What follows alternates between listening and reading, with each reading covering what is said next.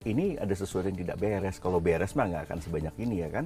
Ada liputan-liputan lain yang juga menarik sebenarnya di Tempo. Cuman karena Tempo menganggap ini penting gitu soal pemilu ini gitu, soal regresi demokrasi yang terjadi, maka ya kita menaruh perhatian besar di situ. Jadi waktu itu gue dapat informasi dari berbagai narasumber di Solo bagaimana keterlibatan Jokowi dan keluarganya gitu untuk mengorkestrasi pilkada Jawa Tengah gitu. Dan terbukti kan Dan sekarang terbukti hasilnya. cawe-cawenya bagaimana gitu, dan itu memang sudah di temuan kita ya, Di itu awal-awal. memang sudah disiapkan sejak awal. Setelah Jokowi lengser, kenapa sih Tempo masih menguliti Jokowi gitu, cawe-cawenya Jokowi di pilkada? Gampangnya gini, kalau Jokowi nggak ada di situ ya kita nggak nulis soal dia dong. Tapi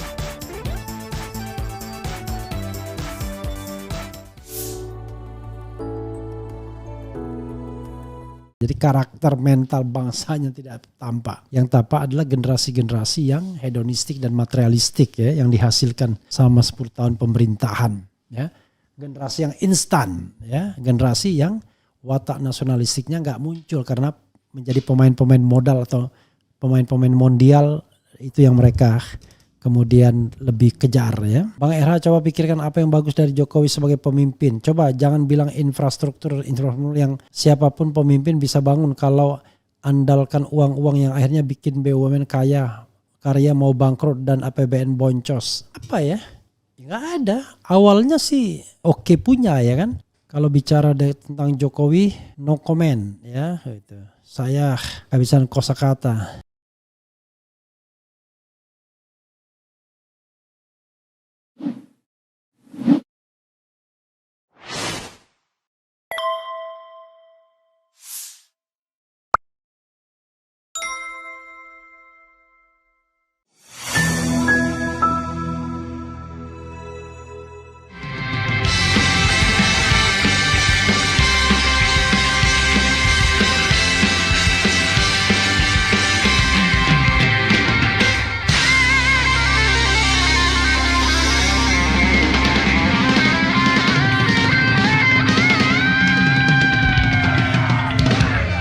Assalamualaikum warahmatullahi wabarakatuh. Sobat RH sekalian, jumpa lagi kita di channel yang keren ini. Keren cadas. Ya, sobat RH sekalian, kita akan bahas ini berita menarik ya, soal dosa-dosa Jokowi selama 10 tahun jadi presiden, sebagaimana yang dikutip oleh Tempo ya. Menarik ini. Barangkali Jokowi tidak akan bisa tidur. Oke, dosa-dosa Jokowi selama jabat Presiden RI 2 periode. Coba kita bacakan dari Tempo ini apa saja dosanya. Nanti ada 18 dosanya setidaknya ya dalam catatan Tempo. Presiden Joko Widodo atau Jokowi akan segera lengser dari jabatannya sebagai kepala negara pada 20 Oktober 2024. Jokowi akan digantikan oleh Presiden terpilih Prabowo Subianto bersama Wakil Presiden terpilih Gibran Raka Buming Raka, anak sulung Jokowi dan Iriana. yang bikin kita males ya. Jokowi adalah politikus Indonesia yang lahir di Surakarta, Jawa Tengah pada 21 Juni 61. Dia merupakan lulusan Fakultas Kehutanan Universitas Gadjah Mada UGM ya, yang masih dipersoalkan ijazahnya. Setelah lulus kuliah, Jokowi sempat bekerja di PT Kertas Craft Aceh, namun dia memutuskan untuk kembali ke Solo dan memulai bisnis mebel lalu mendirikan CV Rakabu pada 1988. Jadi ketika reformasi 98 dia masih menyerut kayu ya. Jokowi akhirnya terjun ke dunia politik pada 1998 ya, dengan bergabung bersama Partai Demokrasi Indonesia Perjuangan PDIP. Karir Jokowi di pemerintahan dimulai sebagai wali kota Solo pada 28 Juli 2005 hingga 1 Oktober 2012 ya. Luar biasa nih memang Presiden Jokowi ya. Setelah itu ia menjabat sebagai Gubernur DKI Jakarta pada 15 Oktober 2012 sebelum terpilih sebagai presiden pada pemilihan presiden 2014 dengan dukungan utama dari PDIP. Pada periode pertama pemerintahnya ia didampingi oleh Yusuf Kalla. Dalam pemilihan presiden 2019, Jokowi terpilih kembali sebagai presiden dengan wakil presiden Ma'ruf Amin. Selama 2 kampanye pemilihan presiden tersebut, Jokowi sering digambarkan sebagai politisi yang dekat dengan semua kalangan dan merakyat. Melalui narasi Jokowi adalah kita yang muncul pada 2014. Selama periode pertama kepemimpinannya, pembangunan infrastruktur menjadi program prioritas pemerintahan Jokowi. Saat itu mantan wali kota Solo tersebut merumuskan 9 agenda prioritas pemerintah yang dinamai dengan nawacita atau 9 janji politik. Gagasan yang diusungnya saat itu adalah membereskan korupsi, membangun desa hingga meningkatkan daya saing di pasar modal. Pada periode kedua, fokusnya beralih pada pembangunan dan peningkatan kapasitas sumber daya manusia Indonesia agar dapat bersaing dengan negara lain dan tidak terjadi ya. Meskipun pembangunan infrastruktur tetap dilanjutkan, selain itu program bantuan sosial seperti Kartu Indonesia Pintar, Kartu Indonesia Sehat, dan program Keluarga Harapan PKH juga menjadi prioritas. Menurut situs resmi Sekretariat Presiden, pada periode kedua Jokowi juga mengupayakan reforma agraria, termasuk percepatan penerbitan sertifikat hak atas tanah untuk mengurangi sengketa lahan akibat ketiadaan sertifikat. Dalam laporan khusus majalah Tempo berjudul 18 Dosa Jokowi, alih-alih mewujudkan janji politik yang tertuang dalam nawacita, Jokowi secara perlahan-lahan justru menghancurkan demokrasi melalui 18 dosa yang dibuatnya selama 10 tahun berkuasa. Ingat ya, mulai dari pemberantasan korupsi yang jeblok karena adanya pelemahan KPK, hingga kemunduran demokrasi dengan dinasti politik yang diciptakannya. Jadi sobat era sekalian, ini yang namanya nawa dosa ya. Ini 18 ya. Jadi nawa dosa. 18 dosa Jokowi selama menjadi presiden Indonesia 2014-2000 berkebalikan dengan nawacita ya. Jadi double nawacita. Oke, alih-alih mewujudkan 9 janji pemerintahnya yang tertuang dalam nawacita, Presiden Joko Widodo malah pelan-pelan menghancurkan demokrasi. Kami mencatat setidaknya ada 18 dosa Jokowi yang dibuat selama 10 tahun ia berkuasa. Apa saja itu? Ini menurut Tempo ya. 1. Dinasti dan oligarki politik. Ya. Jadi 1. Dinasti dan oligarki politik. Oh ya, sobat era sekalian, jangan lupa ya menonton interview saya dengan Habil Marati. Ini sosok unik, membantu bahkan rela keluar duit buat Prabowo selama berapa kali, tiba-tiba kemudian mendukung Anies Baswedan dan kalah.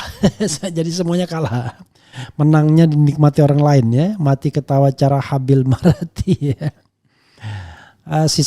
Silakan nonton jam 20.00 nanti ya. Kita lanjutkan pembahasan soal double nawa dosa ini ya. Jadi kalau kita bicara dinasti dan oligarki politik itu sudah terjadi ya. Dengan fenomena 3 saudara dan menantu, yaitu Gibran Raka Buming Raka, Bobi Nasution, dan kemudian terakhir Kaisang Pangarep. 2, pelemahan institusi demokrasi ya. Yang paling nyata adalah pelemahan DPR, itu paling nyata ya. DPR hanya membebek saja. Kemudian 3 TNI di ranah sipil, dui fungsi ABRI yang kita tahu menjadi salah satu agenda reformasi tiba-tiba oleh Jokowi dihidupkan kembali ya. Jabatan-jabatan TNI di ranah sipil tiba-tiba makin banyak ya. 4, konflik Papua tak kunjung padam. Ini adalah soal laten ya, yang juga tidak berhasil diselesaikan Jokowi. Runtuhnya sistem pendidikan ya. Sistem pendidikan makin tidak jelas, makin berorientasi pada hal-hal yang barangkali sangat materialistik ya, dipimpin oleh seorang yang katanya tahu masa depan tapi tidak terlalu tahu masa lalu. Sehingga ada discontinue di sana. Jadi karakter mental bangsanya tidak tampak. Yang tampak adalah generasi-generasi yang hedonistik dan materialistik ya, yang dihasilkan selama 10 tahun pemerintahan ya. Generasi yang instan ya, generasi yang watak nasionalistiknya nggak muncul karena menjadi pemain-pemain modal atau pemain-pemain mondial, itu yang mereka kemudian lebih kejar ya. Kemudian watak patron klien kepolisian, ini yang membuat kita miris karena kepolisian akhirnya cuma mengabdi pada kekuasaan. Siapapun yang berkuasa maka disitulah polisi mengabdi ya, bukan lagi sebagai alat negara tapi alat penguasa. Kemudian politisasi kejaksaan, demikian juga kejaksaan ya, tidak kunjung dijadikan lembaga yang independen, tapi justru yang terjadi adalah jaksa agung yang ditunjuk itu yang orang-orang politik semua. Pertama orang Nasdem pada periode awal, periode kedua orang PDIP ya. Pelemahan KPK ini sudah terjadi sejak 2019 di akhir masa pemerintahan, di mana ada undang-undang yang memperlemah KPK. Kemudian kegagalan menangani pelanggaran HAM berat, KM 50 Kanjuruhan ya, menjadi satu catatan. Kemudian karut marut mengelola APBN, kita tahu APBN jebol di sana di sini, dan sekarang utang luar negeri itu sudah setara dengan PDB ya, dan melalui APBN pula beberapa utang luar negeri itu harus dibayar sehingga APBN terus tertekan ya, ruang fiskalnya. Runtuhnya independensi Bank Indonesia karena Jokowi bisa mengendalikan Bank Indonesia. Salah satunya adalah dia menunjuk orang yang dekat dengan penguasa Ferry Warjio. Itu tidak lain adalah orang dekat juga Pratikno. Sehingga Bank Indonesia justru menjadi instrumen untuk melegitimasi kekuasaan Jokowi saja. 12, ketergantungan pada utang Cina, ini sudah kentara ya. Kemana-mana Cina, dan kemudian disebutnya pula sebagai Big Brother Xi Jinping ya. Pemaksaan ibu kota Nusantara, tidak perlu komentar lagi ya. Kemudian gimmick diplomasi luar negeri ya, kita lihat ya. Seolah-olah it seems Jokowi orang penting, orang yang hebat, orang yang punya pengaruh luar negeri, padahal semuanya omong kosong ya. Kemudian 15, kerusakan lingkungan. Kerusakan lingkungan ini akibat dari pembangunan yang masif tapi tidak disertai dengan perspektif lingkungan yang baik. Konflik agraria yang tidak selesai-selesai juga ya. Walaupun sekarang diberikan kepada AHY, kita lihat saja ya. Kriminalisasi atas nama proyek strategis nasional yang sudah merasakan adalah Edi Mulyadi misalnya, dan banyak orang ya, ketika mengkritik soal proyek strategis nasional malah dikriminalkan siapa aja. Kemudian kebebasan sipil yang menyempit 18, terutama orang-orang yang selama ini selalu bentar-bentar lapor polisi kalau ada apa-apa. Jadi itu sobat era sekalian, dosa-dosa Jokowi selama 10 tahun, 18 dosa. Dan memang beberapa di antaranya tidak terlalu masih abstrak ya, perlu dikonkretkan ya. Seperti pelemahan institusi demokrasi itu perlu dikonkretkan. Kemudian runtuhnya sistem pendidikan itu juga perlu dikonkretkan. Kemudian karut-marut mengelola APBN perlu dikonkretkan, runtuhnya independensi Bank Indonesia perlu dikonkretkan. Beberapa di antaranya perlu dikonkretkan. Tapi intinya adalah ya itulah Jokowi dengan dosa-dosanya. Oke, saudara sekalian, coba kita baca komentar sobat era sekalian ya. Sekali lagi jangan lupa nonton pukul 20.00 wawancara saya dengan pengusaha Habil Marati yang tidak pernah takut untuk membela pasangan-pasangan yang barangkali tidak endorse di kekuasaan atau oleh kekuasaan. Tidak takut membela atau mendukung Prabowo ketika berhadapan dengan Jokowi, dan tidak takut mendukung Anies Baswedan ketika berhadapan dengan Prabowo ya. Allah Maha Pengampun ya. Adili aja gorong-gorong raja. Di akhirat gua tuntut ntar kayak Tuhan dah lu.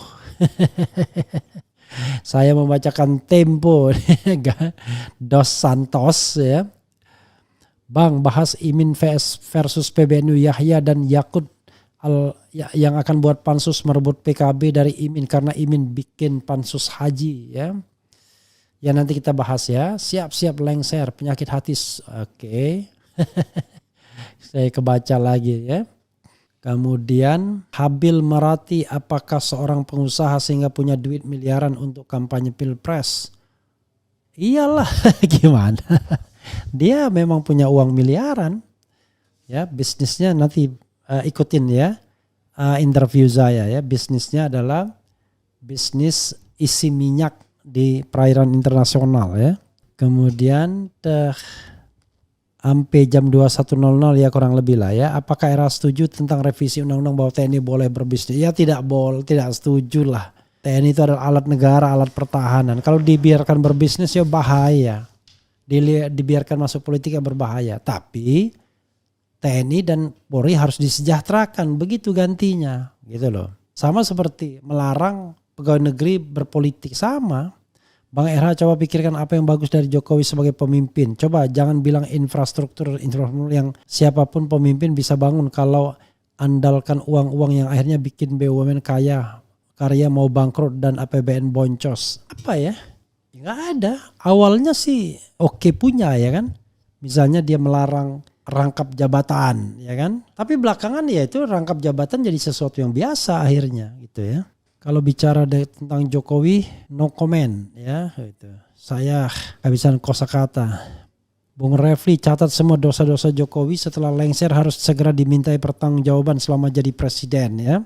Sepanjang Prabowo dan kemudian kroni-kroninya tidak menghalang-halangi ya. Kemudian Pak Refli Harun, kita tunggu Jokowi diadili Allah di akhirat. Entah berapa juta orang yang akan menuntut Jokowi di akhirat karena dizalimi. I don't know ya. Jokowi layak menyandang gelar Bapak Pemborosan Nasional. Negara terlalu banyak utang, kurang baik bagi rakyat.